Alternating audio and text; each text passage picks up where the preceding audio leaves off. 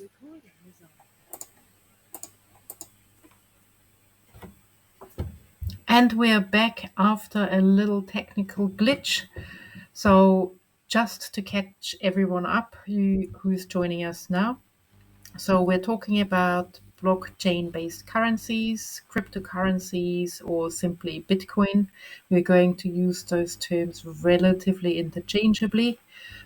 We have touched upon that current currencies are relatively private and safe because every wallet that contains the currency units, the bitcoins, simply have an ID number associated with it rather than your name.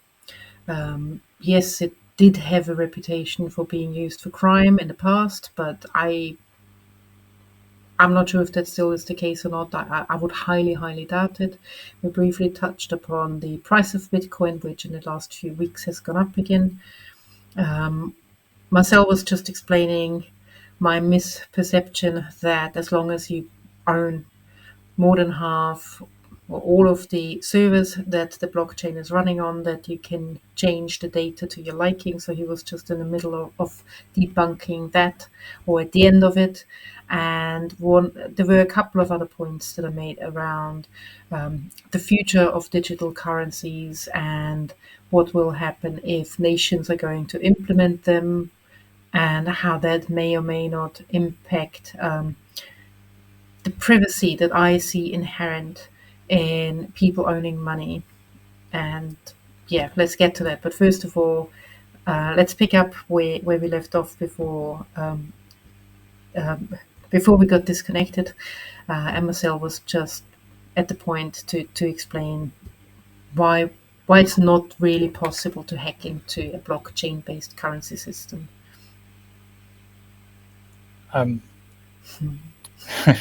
Sorry, I'm not sure where you want me to pick up from.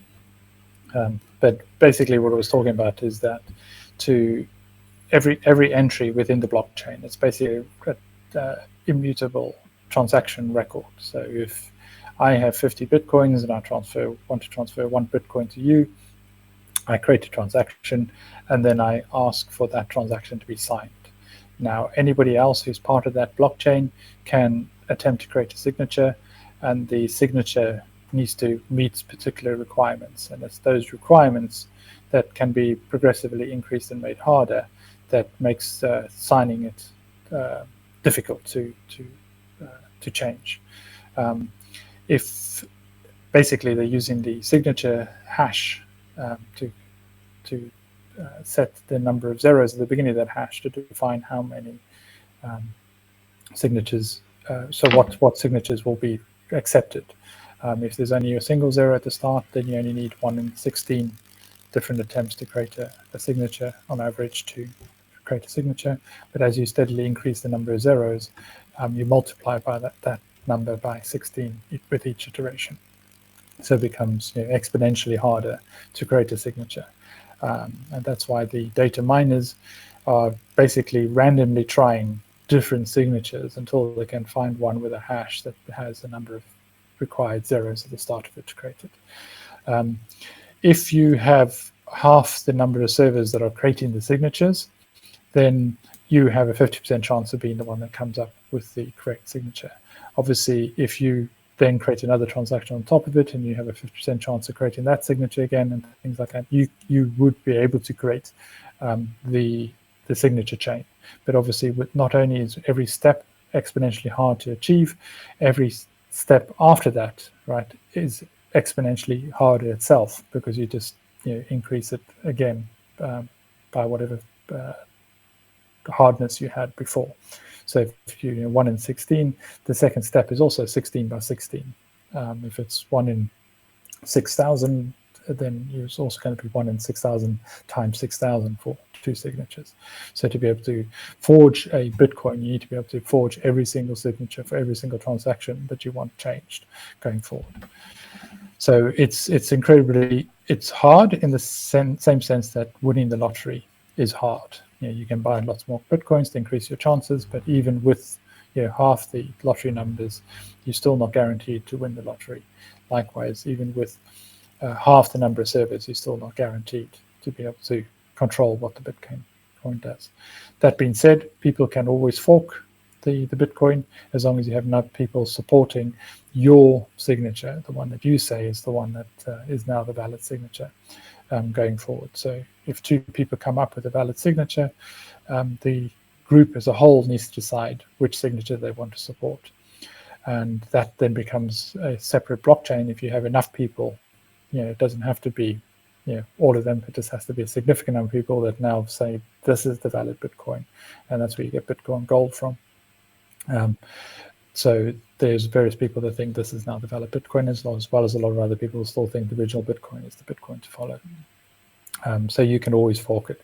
Obviously, it's a lot easier just to create your own cryptocurrency, because again, anyone can create their own cryptocurrency to then try and fork an existing one. But it's all about getting enough people on board to think, yes, this is valuable money. So I think coming back to your second point, which was about if a country implements a cryptocurrency for themselves, so anybody can create cryptocurrencies, but if a country decides that they're going to implement cryptocurrency, where does it leave the banks? I think the question is exactly the same as any other currency. Anybody can create a currency. You can create the euro, for example, which was created 25 years ago. A bunch of countries got together and decided to create a new currency, and they called it the euro. And everyone going forward decided they were going to use the euro as their source of currency. So you can create a new currency the same way as you can create a new cryptocurrency. You've got a question? No, just a comment. I mean, there are currencies that are created by countries or groups of countries, like the euro, or I don't know, the pound, the zloty, the krona, just mentioning a few throughout Europe. But then there are, for all intents and purposes, currencies that are not official. The most famous one I've ever read about was the Sardex from Sardinia, and an exchange, which, to all intents and purposes, works like a currency. Where you have tokens that you can pay with for local products and goods and services, and you accept them. If you have a business, you accept them for your products and goods and services. So it works like a currency. There's another one called Waldviertler that I've heard about. There's at least one in Berlin that I know about. I can't remember the name now. There were a few people in the UK who tried to set something up as well. So there are plenty of examples of smaller local currency-like systems, and what they seem to have in common, at least to the untrained eye like myself, is that quite often they come about in times of crises. For example, all of those that I've mentioned, Sardex with the financial crisis in Europe, people didn't have money. If you don't have money, you can't buy anything. If you don't buy anything, then your local baker, the butcher, all of those companies, they won't make any money, so they don't have money and so on. The circulation of the currency was missing, and that's why it came about. All of the other currencies I mentioned as well, there wasn't any money. They needed a means of exchange. They set something up often enough in a local setting. And more often than not, once either the crisis is over, the local group reverts back to using the official currency, or they keep it as a tourist attraction. Alternatively, if that local currency is too successful, and I've seen 2 examples of those as well, do write in if you have questions on those, and I can email you, where the nation state told the local group to stop it, go use our currency. And that is my thought and my thinking around digital currencies coming out of nation states, the power and control that comes with it. And that's, I think, my point is that it doesn't matter what format the currency takes, whether it is a digital currency or another paper-based currency.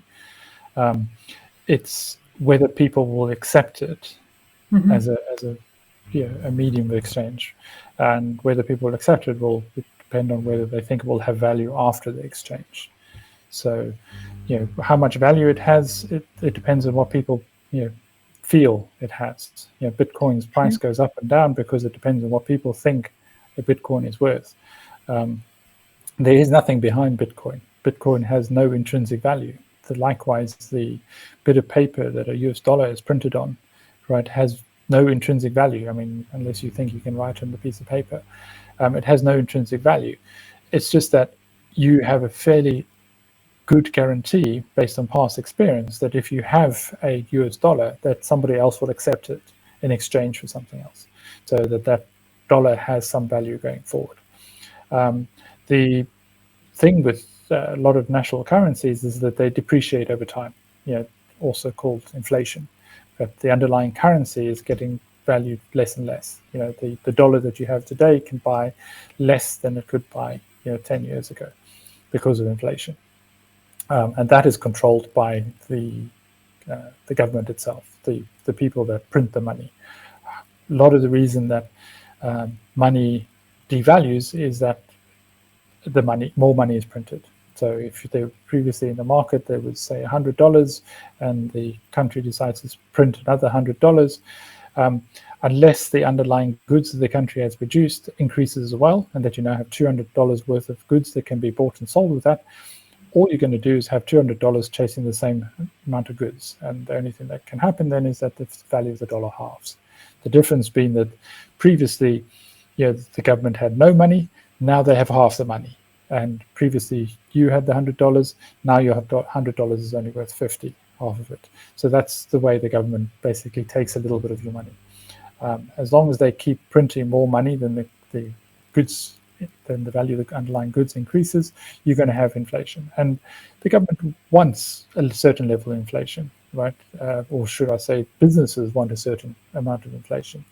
Because if somebody knows that today a good, say, a TV is going to cost $1,000 and next month is only going to cost $500, then they won't buy the TV this month. But if they know the TV is going to cost $1,100 next month or $1,500 next month, it makes sense to buy the TV now. And that's how they keep the economy going. People want to buy things sooner rather than wait for the price to come down. So as long as there's a little bit of inflation, people have an incentive to buy and spend their money now.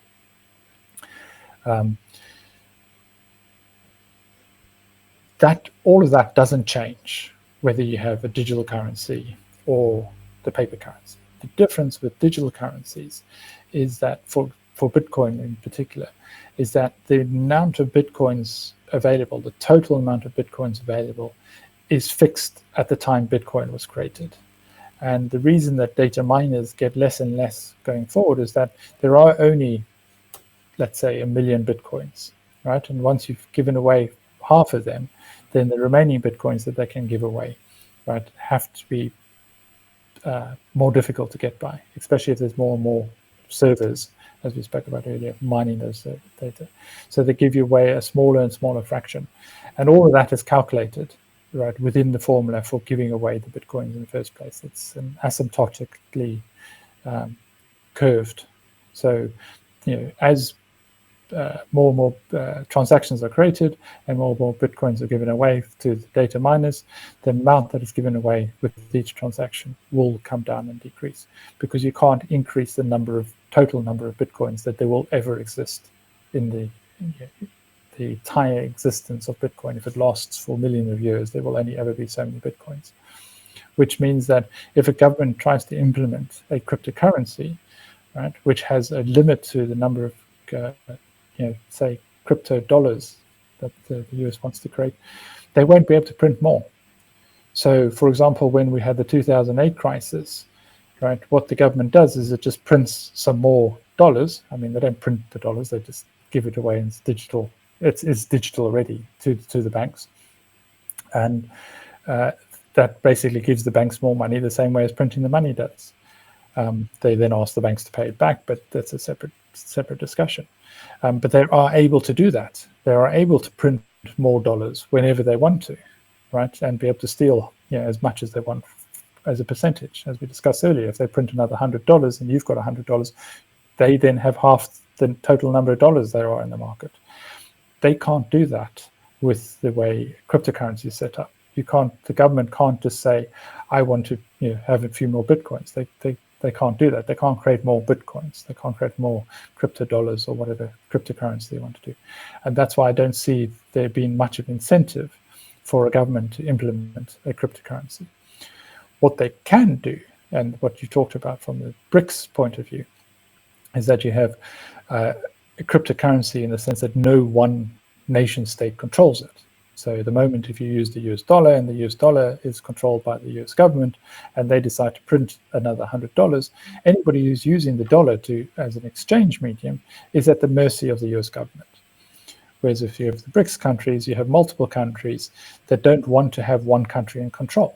So they basically say this will be the currency that we use as a medium of exchange, right? And as long as the countries all continue to agree to accept that cryptocurrency in exchange for goods, then you can use that as a medium of exchange.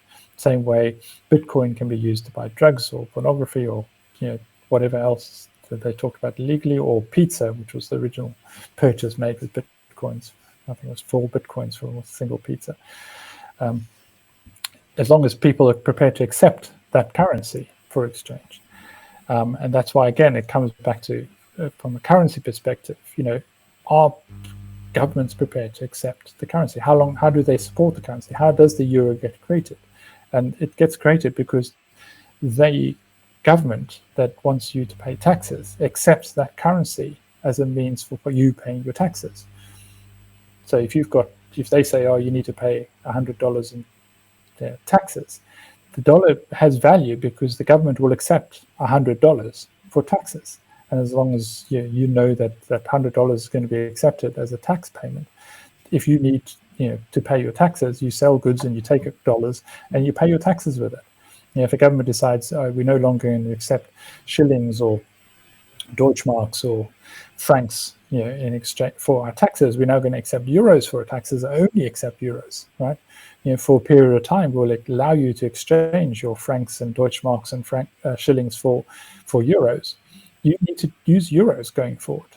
And with the BRICS countries are trading between themselves, not just within the country, they have to be able to accept the cryptocurrency they want to use as an exchange medium. But it is an exchange medium.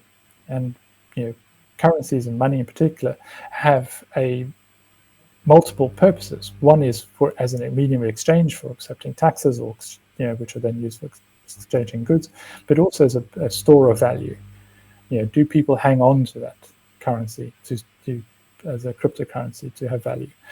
And Bitcoin, people buy Bitcoins and they hang on to it for its value. But the reality is that it has no value other than the fact that somebody may accept it in the future, or that more people want to buy it in the future. But it has no underlying value, the same way as the US dollar has no underlying value other than the US government will accept it as a form of paying tax. So as a currency, I don't think there's any difference from any other currency that a nation state wants to accept. But unless a country uses it to accept it for taxes, it has no underlying value. So and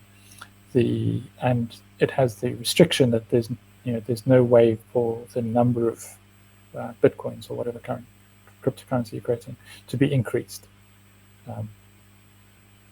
Other than you creating your own cryptocurrency. So the worrying about what governments will do with that cryptocurrency is no different from cash. Very few governments will actually accept the US dollar cash for you to pay your taxes. They want you to have a bank account and transfer the money from your bank account to the US government to pay your taxes. The dollars in your bank account are themselves just digital currency. There's very little cash flow going on, and it's that digital currency itself. It's no different from any other cryptocurrency. When it sits in the banks. So the banks provide a medium of exchange. They provide a way for you to store your currency. You transfer your hard-earned wages into your bank account at your bank, in the sense that you trust them that when you go back to it, it will still be there. It's when people lose faith in the banks and they think the money is going to be stolen by the banks that you have the run on the banks. When people try and draw it out as cash, but the government can always turn around and say this bit of paper is not worth the paper it's printed on, or it's worth the paper it's printed on, but no more. Right? Suddenly, we've changed the number of or the currency or what we're going to use to accept. So it's all about trust going forward, and whether people will accept it or won't accept it. The downside with cryptocurrency is that it can't be increased. Although that's what people argue is the value of Bitcoin. Bitcoin, there will never be inflation on Bitcoin because you can't create more Bitcoins. Then you simply create a new blockchain. Yeah, and have a new supply. And hope people will, and you always have these initial coin offerings. You're hoping people feel that there's value in them, because in the future you'll be able to use those coins to exchange for something else that they're going to create. And then you'll be able to, So, let's say there's a new initial coin offering for news TV, right? And they say, you can buy these, cryptocurrency for $200. And in the future, we'll be able to use that coin to buy a TV worth 1,200. And that's how they sell it, in the hope that you'll hang on to that coin until they've developed the TV, and then they'll use the money to use to create the initial coin offering to develop the TV. Mm-hmm. Possibly we should do that. That's the thing, is anybody can create a new cryptocurrency. It really depends on whether you think somebody else will buy it. And let's not forget, NFTs were also a big thing. You could buy and sell NFTs. Though some things were going for $1 million. It was only because somebody thought you could sell an NFT later. You don't care about them anymore, because they had no intrinsic value. There was no value other than the thought that somebody would be able to pay more for it. And a lot of shares in the stock exchange are the same. The underlying value is there because there's always a company underneath it. But when you look at how much the stock is going for, it doesn't actually reflect the value of the company. It's normally a lot more. And you buy it in the hope that somebody will pay more for it later. Mm-hmm. That's literally a hope. Because hope dies last. Yeah. It always does. Well, I don't know whether I've addressed all your questions earlier, but I think a lot of them were covered together. Yes. Yes, I do think that nationalizing digital currencies will bring up discussions around the world about how money moves around the world, how money moves with people from one person to another. I did mention the restricted money outflow of countries. When people moved out of a country, they were often not allowed to take all of the money with, but just a little bit. I personally don't have experience with it, but I do know that I'm not allowed to take more than 15,000 euros across any border within the EU in cash. And with digital currencies, that's no longer a problem because, as you said, the government or the banks, whoever, sometimes the same, would know about that and can just stop it. Full stop. No cross-border checks or anything, as one example, and it may sound dystopian. However, we live in exciting times right now, so it may come back at some point. Things like that. And just a year ago, 2 years ago, there were a couple of people found to travel with literally suitcases full of money across borders and obviously got stopped. What made them do that is Russia starting a war yet again. And things like that happen. They happen in our times. I know this sounds like, yeah, during the Cold War in Europe, or the $1 billion banknote in, was it Zimbabwe, I believe, somewhere in Africa. I think it just There's looked been a couple of countries which have had $1 billion notes. Germany was one of them. Yeah, exactly. Things like that, they happen in our lifetime. They are happening right now. I recently read an article about how some rich people are trying to leave China and take the money with. And it's like, well, if they want to emigrate, I say let them take the money with as well. But if things are controlled a bit more, you will get stopped, and that is where I think the debate around digital currencies, in particular around blockchain-based currencies, may at some point get a bit more attention. Um, Not only because the elections in the US are coming up, there seems to be discussions around who's more in favor of digital currencies or blockchain based currencies, and who will do better for those that hold Bitcoin already. Who knows? Exciting times. Yeah. And I think that's the thing again with the wallets that I mentioned at the start, is that anybody can create a wallet, right? How you get Bitcoins into that wallet is a separate discussion. Yes. But once you've got Bitcoins in that wallet, the wallet is just a file, right? It's just an ID number, okay, that you have the private key component to the public key that everyone else knows that's the wallet. If they want to put money into that wallet, they've got a public key, and only you with the private key can decide that money comes out of that wallet. You want to hang on to that private key, and you normally hold on to it through a password. But if you forget that password, right, you lose access to the money that's in it. It's the same way as if you took cash and put it in a safe and you forget the combination to the safe. Right? There's nothing you can do about getting that cash out. You can try and get people to hack into that safe, right, to cut it open, but it's that level. And there's a wallet that somebody has with put on a stick that is designed that if you enter the wrong password too many times, it will erase the data on that stick, right? Which means that basically it's like that Mission Impossible, where it just catch fire. Because of the smoke. It's like if you get the wrong combination on a safe too many times, that it will just set fire to whatever's in the safe. Whether that was a wise decision for the person who put those Bitcoins onto that stick, I don't know, but he's got billions of Bitcoin value anyway, on that stick. And as far as I know, he has 2 password attempts left, right, to get it right. And it's currently with a company that's trying to work out how to work out what that password is, because he's forgotten it. So what people do is they, instead of trying to remember the password, they upload it to an exchange. Same way as you take cash, you can put your cash in a safe or you can put it in the bank. Obviously, if it's in the exchange, you don't have control over it.